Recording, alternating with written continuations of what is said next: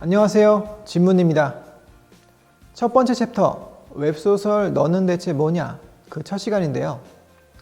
사실 첫 번째 챕터는 웹소설 업계 전반에 대한 이야기라서 작법과는 관계가 없습니다. 작법을 바로 듣고자 하시는 분들은 바로 이 챕터부터 들으시면 됩니다. 또 기존에 남성향 강의를 들으신 분들은 3챕터부터 들으시면 됩니다. 1챕터와 2챕터에서 개관한 내용들은 같기 때문입니다. 챕터 1의 첫 번째 시간. 이번 시간에는 웹소설 업계 전반에 대한 이야기와 우리가 공략할 로맨스 판타지의 주요 판매처, 플랫폼에 대해서 이야기를 하겠습니다. 웹소설, 이제 문화라고 할 수 있을 정도로 대중화되었습니다. 지금 지하철이나 버스에 타면 스마트폰으로 소설 보시는 분들이 정말 많아졌어요. 예전엔 게임 일색이었는데 이젠 아니죠. 그만큼 지금 웹소설 시장은 많이 커졌습니다. 표를 한번 보겠습니다. 이건 클래스 101 강의 소개에도 올라와 있는 표인데요. 한국콘텐츠진흥원에서 발표한 자료를 표로 만든 겁니다. 2013년도부터 매출 규모가 나와 있어요. 이때는 100억 원 규모였어요. 이게 어느 정도냐면 국내 중소기업, 연간 순이익 3억에서 5억 정도 난 업체의 1년 총 매출 순입니다. 업계 전체 규모가 중소기업 하나의 1년 매출 수준이었다는 거예요. 어땠겠어요? 매우 힘들었어요. 이때까지만 해도 신인 작가들의 인생은 처참했습니다. 권당 100만 원 받기 힘들었고요. 간혹 60만 원짜리 계약도 했어요.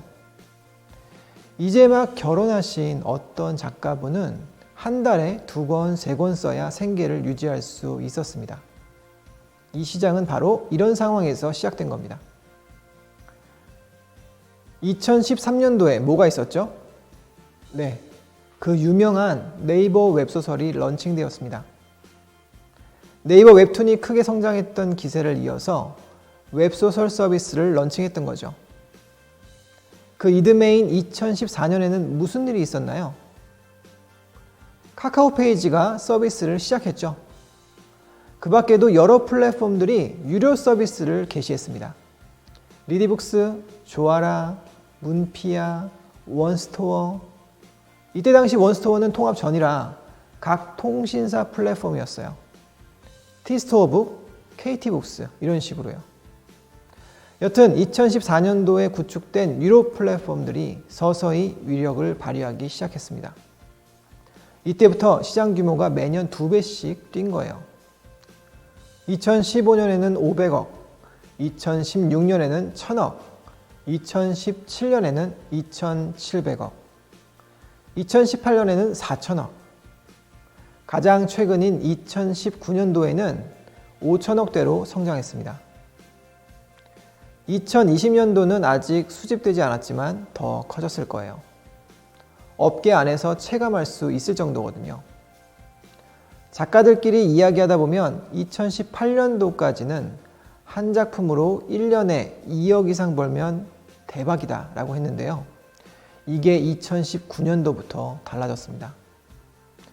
2억 이상 버는 작가들의 수도 엄청 많아졌고요.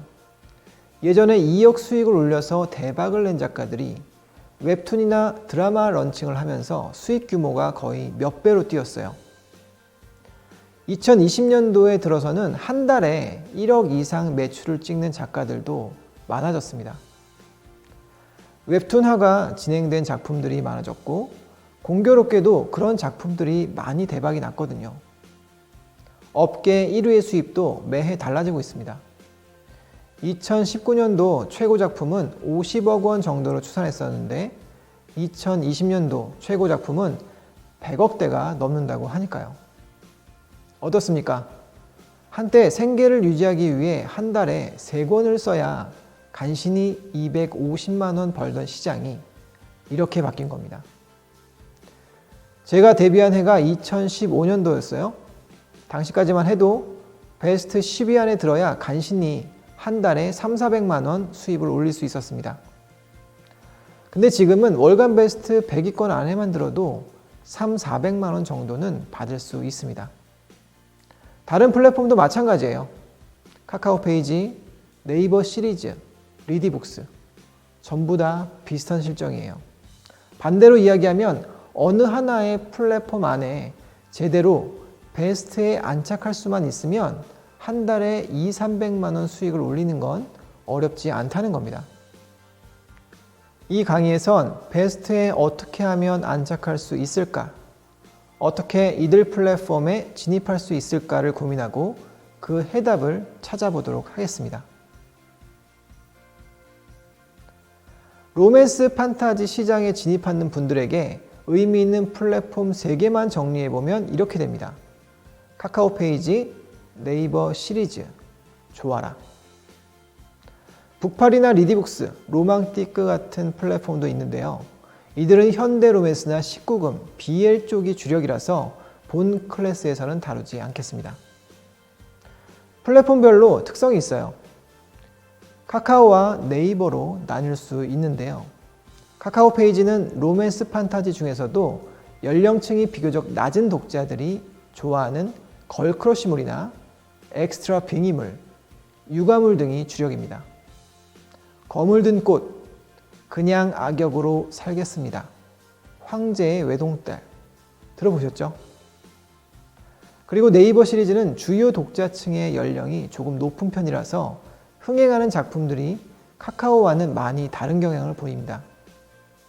현대 로맨스와 시대 로맨스 분야에서 강세를 보이는 것처럼 로맨스 판타지 장르라도 로맨스가 부각된 작품이 인기가 좋습니다. 재혼 황후가 대표적이죠. 마지막으로 좋아라는 연령층이 낮은 독자들이 많아요. 해서 카카오 페이지와 비슷한 성향을 보입니다. 단순히 남주와의 로맨스만 있어서는 안 되고요. 중세풍의 판타지 배경 속에서 여성 주인공의 활약이 돋보이는 걸크러쉬물이나 엑스트라 빙의물이 인기예요. 또 요즘에는 아기가 되어서 전개되는 육아물, 로맨스 요소가 전혀 없는 여주판도 각광을 받고 있어요. 좋아라 자체에서 수익을 얻기는 힘들지만 그래도 중요한 플랫폼이에요. 누구나 글을 올릴 수 있는 오픈 플랫폼인데다가 가장 큰 시장이라고 할 수 있는 카카오 페이지와 비슷한 성향의 작품의 흥행 여부를 시험해 볼 수 있기 때문이에요. 그래서 카카오를 노리는 분들에게는 무시할 수 없는 곳입니다. 정리하면 이래요. 카카오 페이지와 좋아라는 주요 독자층의 연령이 낮고 네이버는 높은 편이다. 이걸 살펴보는 것은 향후 자신의 작품을 어디에 올릴 것이냐와 관계되어 있는데요. 지금 당장은 좋아라에 주목하시면 됩니다. 왜냐하면 카카오와 네이버는 에이전시와 계약을 한 이후에 들어갈 수 있기 때문이에요. 출판사나 에이전시들은 좋아라 같은 오픈 플랫폼에서 베스트에 진입한 작품들을 우선해서 컨택합니다.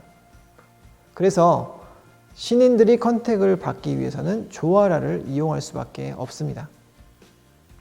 이들 플랫폼의 공략법은 마지막 8챕터에서 자세히 설명드리겠습니다. 네, 지금까지 국내 웹소설 업계의 현황과 메이저 플랫폼들에 대해서 알아봤습니다. 다음 시간에는 웹소설 작가들의 수익 구조와 규모에 대해서 이야기하겠습니다. 매우 적나라하게 이야기를 드릴 텐데요. 많은 기대 부탁드립니다. 그럼 다음 시간에 뵙겠습니다. 감사합니다.